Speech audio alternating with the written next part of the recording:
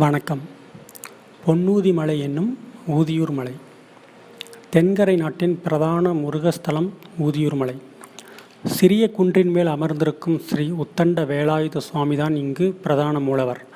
இராமாயண காலத்தில் அனுமன் ராம லட்சுமணனுக்காக மூலிகையை கொண்டு வர சஞ்சீவி மலையை பெயர்த்து எடுத்து வந்தபோது அதில் சிறிய மலை ஒன்று கீழே விழுந்தது. அதுதான் ஊதியூர் மலை என்பது புராணம் வாயிலாக அறியலாம்.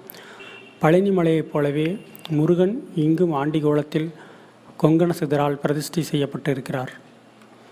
மலை உச்சியில் உள்ள உச்சி பிள்ளையாரை தரிசித்துவிட்டு ஸ்ரீ செட்டி தம்பிரான் கொங்கண சித்தரின் சிஷ்யர் இவரது ஜீவ சமாதியை வணங்கிவிட்டு காட்டுக்குள்ளே 2 மைல் தூரம் நடந்தால் கொங்கண சித்தர் குகையை அடையலாம்.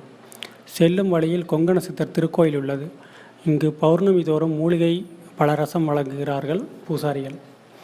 மலை நெடுக வில்வ மரமும் மூலிகை செடிகளுமாக உள்ளன.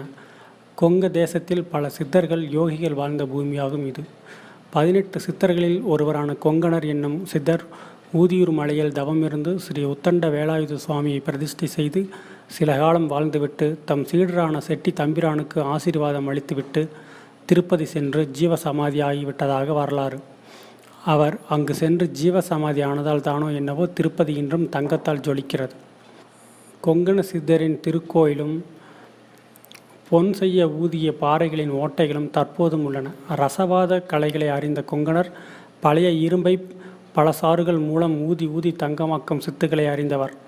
கொங்கண சித்தர் குகைக்கு சற்று மேலே சென்றால் உச்சிப்பாறையில் அவர் பிரதிஷ்டை செய்த சிவலிங்கம் இன்றும் இருக்கிறது. உச்சிக்கு சென்று தரிசனம் செய்ய மற்றொருவர் துணை வேண்டும், தனியாக ஏற முடியாது. கொங்கண சித்தர் வாழ்ந்த மலை என்பதால் இந்த மலை கொங்கணகிரி மலை என்ற பெயரும் உண்டு.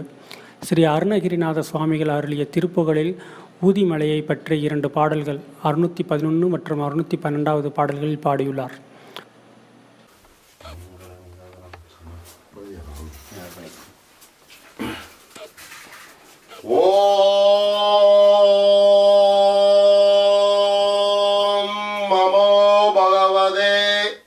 வாசுதேவாய ஸ்ரீ கொங்கண சித்தாய சிவாய சிவ சிவ நம சிவாய.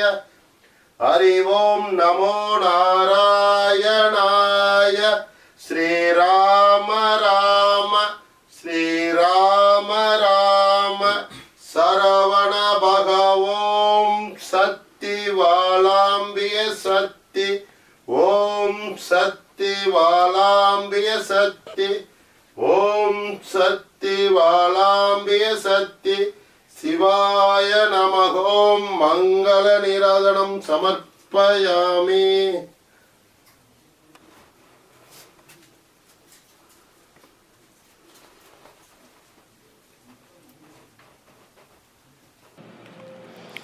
ஒவ்வொரு பௌர்ணமி அன்றும் இங்கு பக்தர்கள் கூடி மூலிகை ரசத்தை காய்ச்சி எல்லோருக்கும் அளிப்பார்கள்.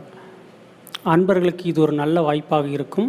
முடிந்தவர்கள் சென்று ரசத்தை அறிந்து வாருங்கள். கொங்கணர் ஜனன நட்சத்திரம் உத்திராடம் அன்று குரு பூஜை நடைபெறுகிறது.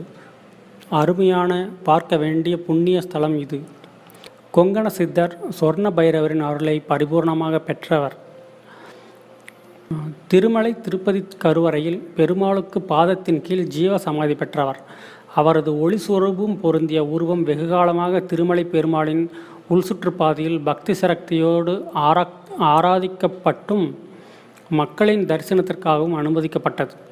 என்.டி. ராமாராவ் முதல்வராக இருந்தபொழுது கொங்கணரின் அருள் கடாட்சியம் எங்கும் போய்விடக்கூடாது என பொதுமக்கள் தரிசனம் மறைக்கப்பட்டது. அது முதல் அவரின் ஆட்சி மற்றும் ஆயுள் முடிவுக்கு வந்தது. இப்போதும் அங்கு வெகுஜோராக பூஜை நடைபெறுகிறது. ஆனால் யாருக்கும் அனுமதி இல்லை. திருப்பதி மூலஸ்தான சுற்றுப்பாதையில் சித்தர் சமாதி என எழுதப்பட்டிருக்கும் இப்பொழுதும் நீங்கள் பார்க்கலாம். நன்றி, வணக்கம்.